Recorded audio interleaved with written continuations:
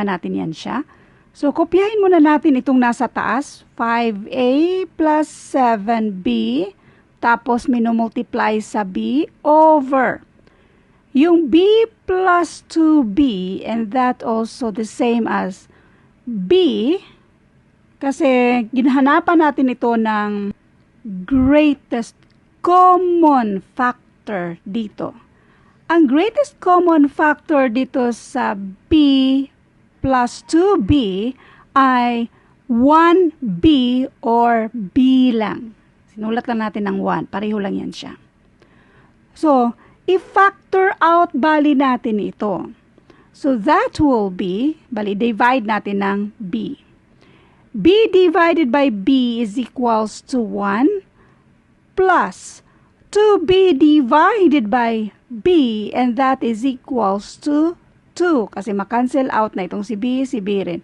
Kaya ang natitira na lang ay 1 plus 2. So, therefore, itong b plus 2b ay pariho lang sa b times 1 plus 2. I hope na gets nyo yun. Kung ito ay i-multiply natin, ang sagot dyan ay b plus 2b. Sinisimplify natin by finding the greatest common factor. Or yung tatawagin na lang nating common factor dito. Ang common factor ay yung b. So, dinivide natin ng b, pero yung b nasa labas na. Kasi dapat equal siya sa ating b plus 2b. Yung nasa loob lang ay 1 plus 2. Bakit kamo natin sinisimplify para mas madali natin itong i-divide? Ngayon, simplified na siya. Ganyan na siya. Ang gagawin natin ay yung meron tayong b sa taas at isang b sa baba. Kaya ang sagot natin ay kopyahin si 5a plus 7b over 1 plus 2, and that is equals to 3. Kaya ang sagot dito ay 5a plus 7b over 3.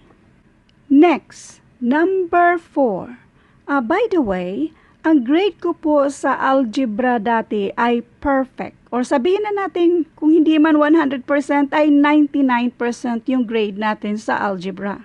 Kaso lang, hindi yan basihan para sabihin kung lahat ng ginagawa ko dito ay tama.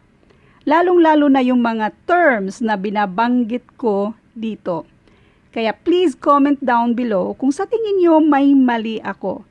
Kasi kahit perfect man yung grade ko dito, hindi naman ako perfect na tao. Anyway, number 4. Unahin muna nating i-multiply ito bago tayo sa addition. MDAS pa rin tayo. Sa MDAS, unahin yung either multiplication or division. They rank equally kayo. We will solve them from left to right. Next, addition or subtraction. They rank equally kayo. We will solve them from left to right. Anyway, multiplication lang naman at addition dito. So, unahin mo sa multiplication bago si addition. Isa-isahin natin, dun muna tayo sa mga coefficients natin. 2 times 4, and that is equals to 8.